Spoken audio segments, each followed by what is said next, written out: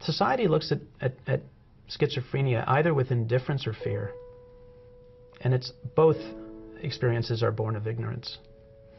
Some of the things I wish I had known earlier about schizophrenia is that it's not a moral problem or a problem with your intellect.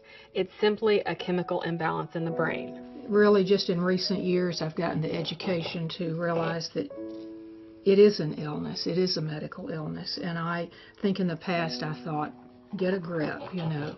It's not a book written to tell you how and what to do as a dad or a mom. For me, the lesson I have learned is that I don't have all the answers. Schizophrenia is not caused by bad mothering. It's not split personality. It's not a character flaw. It is a disorder of the brain. Society views schizophrenia as a person having a split personality or a person who is extremely violent or dangerous. I don't know of any other illness that has the stigma attached to it that schizophrenia has. Those stereotypes really bother me because I don't look at myself as a violent person. I don't have a split personality. We live normal lives. I live a normal life, for the most part at least. Normal is way overrated, so. What we can work to do is to reduce the fear and reduce the stigma, just like we've done with so many other issues over the years.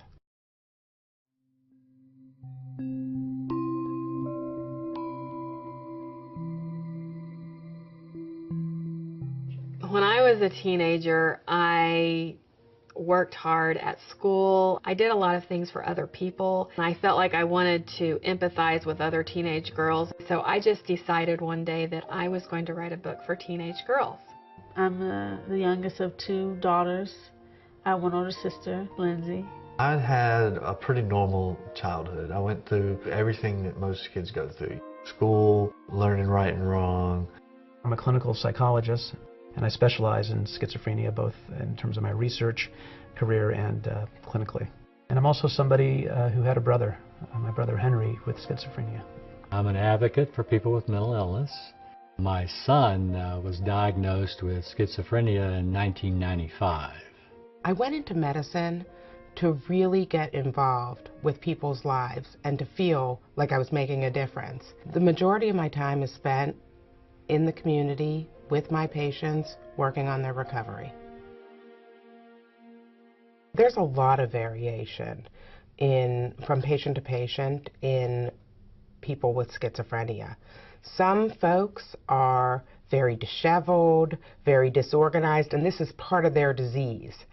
Other folks, you would meet them and you could not tell the difference between them and your next door neighbor. Their symptoms might be so well hidden that you would have no clue that they have schizophrenia. I was having the time of my life. I was having a ball. And then I started experiencing hallucinations and voices, and things started to change very rapidly. My son has been an adventure. You never know ahead of time where the challenges are going to be in life.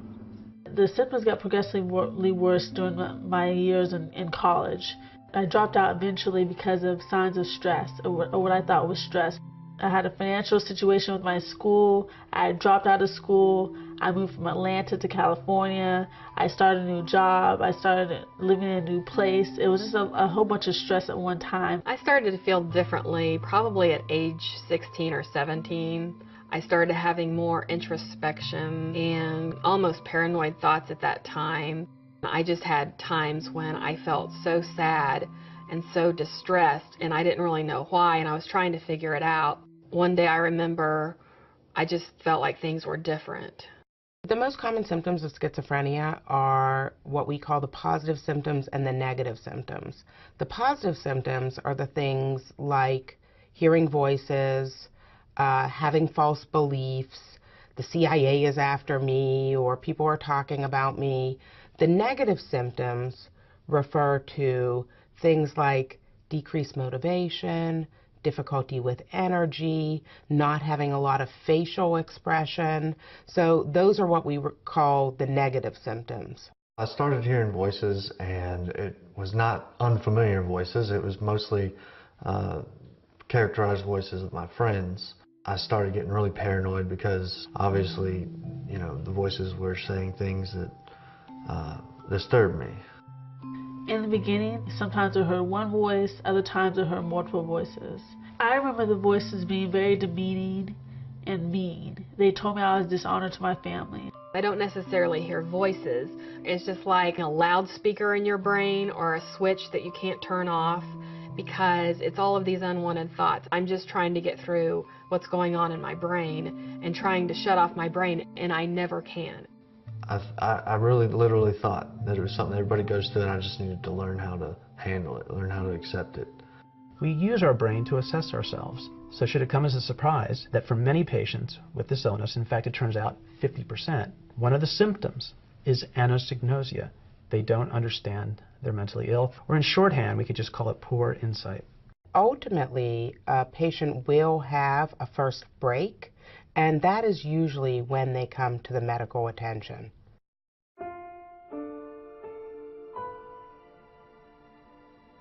Really and truly, my first break came about when I was 17 years old. I'd been trying to get people to realize that there was something going on with me that wasn't quite normal, and wound up getting into trouble.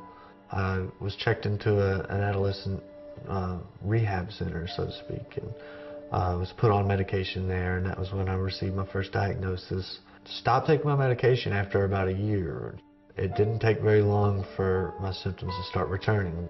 I thought, if I don't do something, you know, to get some help, I'm gonna end up, you know, dying or something.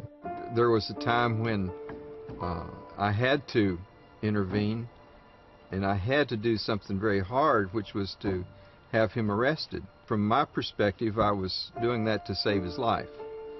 My son came home in the middle of the night as a college student, talking bizarrely and unsafely. I was completely stunned and shocked and had no idea at all what was going on. Once you get to that point, the only thing you know to do is take them to a doctor. And when you can't get them to the doctor because they won't go, then the next thing is the police. I called the police, and it turned out that these police officers were not familiar in handling these types of issues. I began to talk to them and explain what was going on and convince them to take my son to the hospital rather than taking him to jail. After that experience, I realized what can happen in a confrontation between police officers who are not trained and a person with mental illness, and even the family members. I became very suicidal at that time. So I took all the medication at once, and I can't remember a whole lot about that night, but I broke into my parents' houses. I took keys to my sister's car and drove off in that, and just a wild night. Oftentimes, it's the family who forces the person into treatment. This can cause a lot of resentment. They really didn't know how else to help me, so they decided to press charges in hopes that the judge would court order long-term treatment. I told him several years ago that with all the difficulties we've had, that I feel honored to be his dad, the man that is his dad. That's a privilege. He's been a vital relationship in my life. I don't know where I'd be or what I'd do without him, because he's saved me several times from just certain destruction.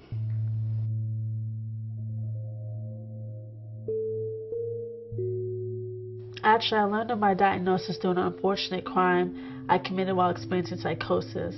I was hearing voices, I was extremely paranoid, and I was very confused and afraid at the time. I'd actually stolen a military truck from the airport and was arrested for that crime. While in jail, I stopped eating, drinking, speaking, living. The symptoms got progressively worse, and they didn't know what was wrong with me at first. And so later on, I got committed to a state hospital where they diagnosed me, and they treated my schizophrenia. Oftentimes, the person does not recognize that anything is wrong with them. It's not denial, it's actually a feature of the illness.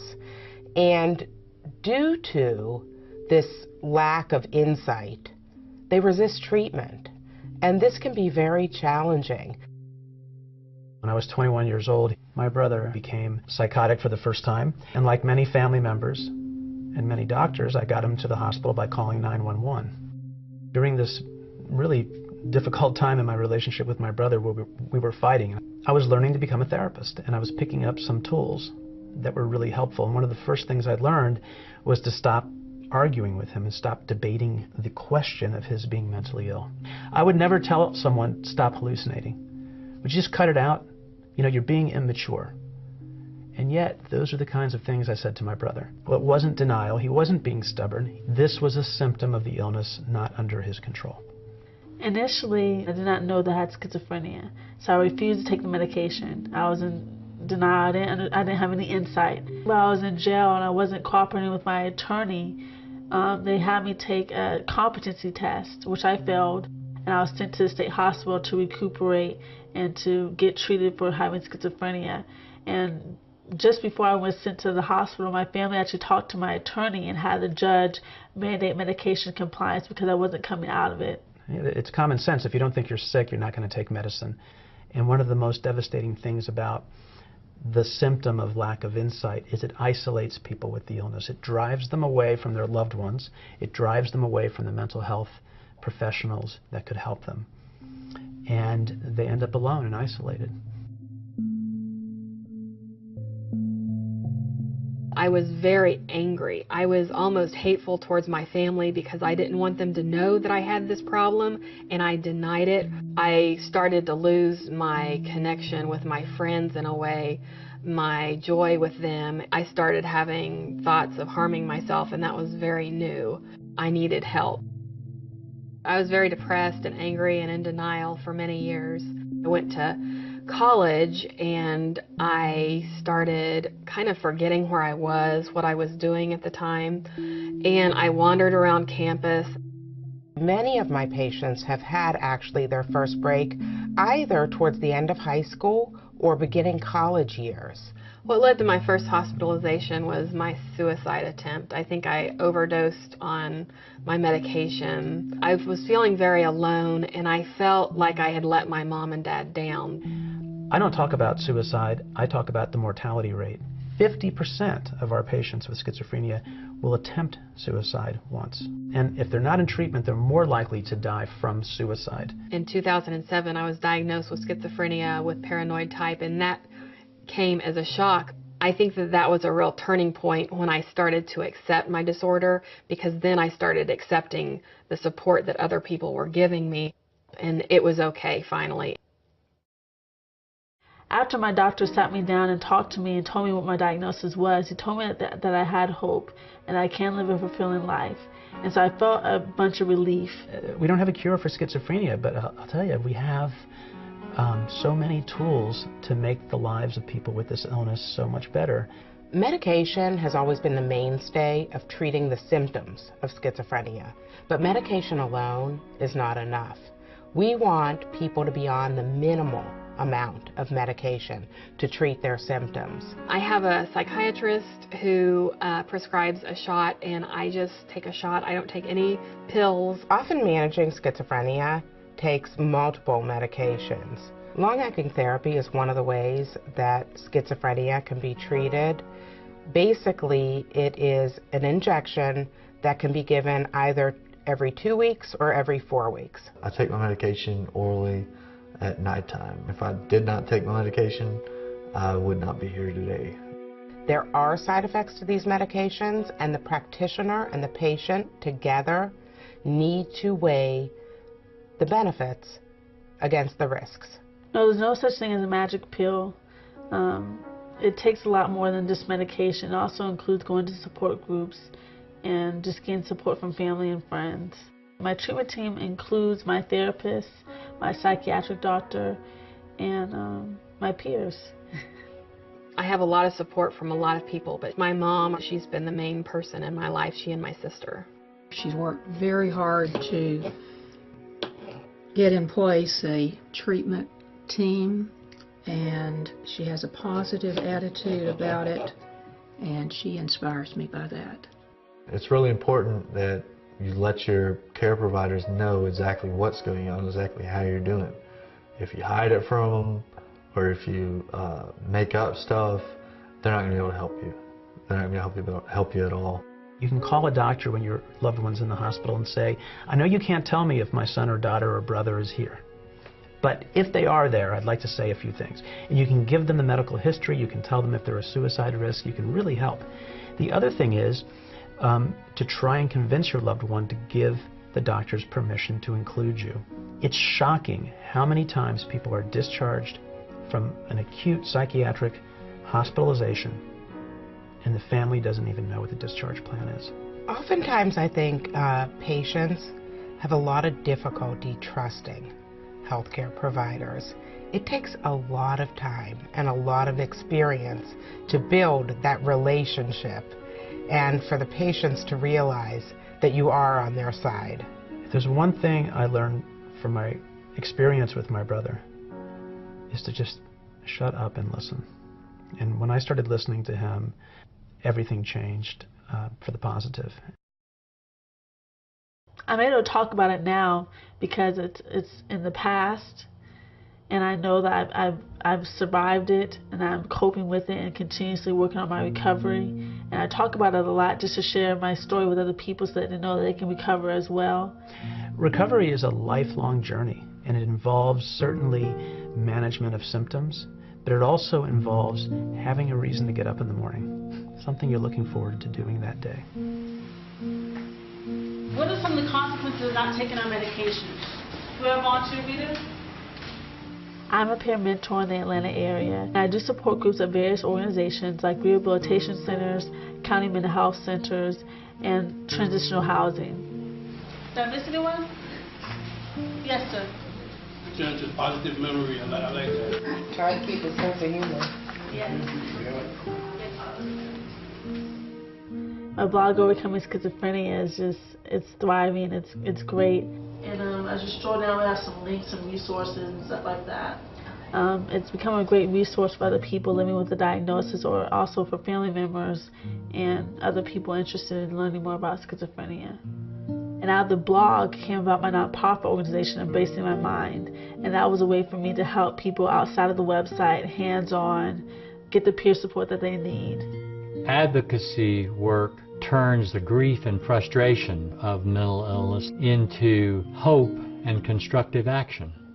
I'm involved in policy development to deal with legislative issues. With Crisis Intervention Team, I believe we've accomplished a lot in public safety, not only for the person with mental illness, but in keeping everyone safe.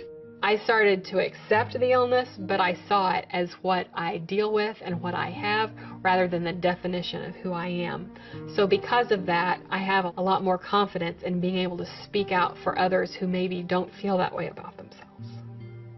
I had an idea for a column, and I contacted the director of commentary, and I said I just wanted to be a positive voice in the community. So he said, I can't offer you a column at this time, but I can offer you a blog. It's exciting for me, and I've written them for about a year. I work as a peer specialist up at the county jail. All too often, people in jail don't have any hope and don't know that they can reach a recovery. And Josh is letting them know. The most meaningful thing about that work is because I'm using the same system to give back to the community that has actually given to me the life I'm living. He goes into the probation office now and facilitates a support group there. First time ever in Georgia. Sharing my story is a privilege, and it's important for me because it reinforces my recovery, my life. It helps me stand on my own 2 feet every time I share it.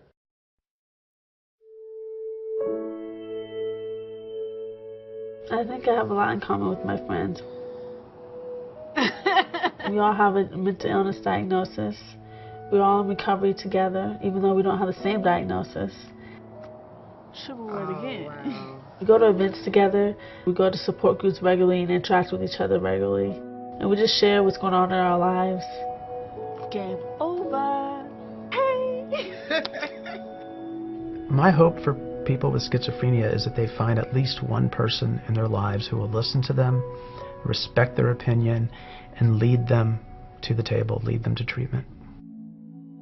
My relationship with my mom has changed over the years.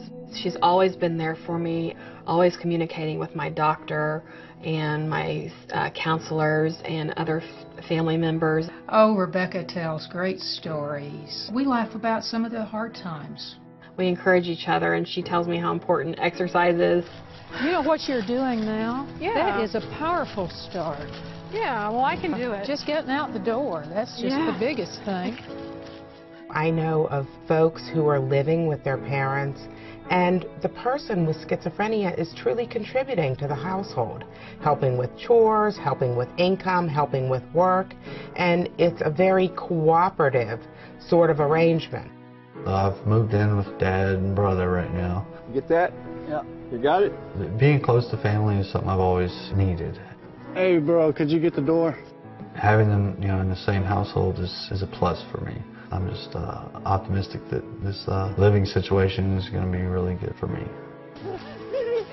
Here I come. I'd say a good sign that things are going well is the friendships and the community that I have with others. Three amigos.